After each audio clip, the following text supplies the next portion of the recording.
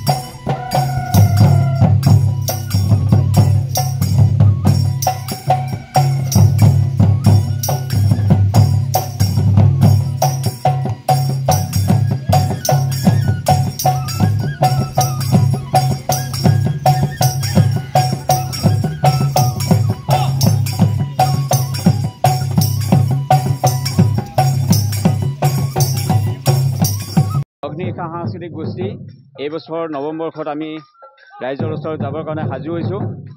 আমাৰ লোকনৃত্য লোকবাদ্যৰ দলটিয়ে এই বছৰ বহাগৰ 1 তাৰিখৰ পৰাই গোটেই মাহটো বিভিন্ন অঞ্চলত অনুষ্ঠান পৰিৱেশন কৰিবৰ কাৰণে সম্পূৰ্ণ সাজু হৈ উঠিছে। আজি আমাৰ সম্পূৰ্ণ আখৰা আছিলে আৰু আখৰা ইয়াৰ পিছত আমি কাৰ্যসূচী ৰূপায়ণ কৰিবৰ কাৰণে আমি ৰাইজৰ মাজলৈ যাম। নিশ্চয় ৰাইজৰ আমি আশীৰ্বাদ পাম বুলি আশা ৰাখিছোঁ। প্ৰথম আমাৰ কাৰ্যসূচী হ'ব কমলপুৰত আছে প্ৰথম দিনৰ কাৰ্যসূচী। তাৰপিছত আমাৰ অসমৰ বিভিন্ন স্থানত এই কাৰ্যসূচী আছে। যোগাযোগ নম্বৰ আমাৰ আছে 60096441384028 65012। এই দুটা নম্বৰত যোগাযোগ কৰিলে আমাক পাব। আমাৰ অসমীয়া লোককৃষ্টি বিভিন্ন আমাৰ এই অনুষ্ঠানটোত সন্নিৱিষ্ট কৰা হৈছে। বৰগীতেৰে আমাৰ কাৰ্যসূচীটি আৰম্ভ কৰা হ'ব।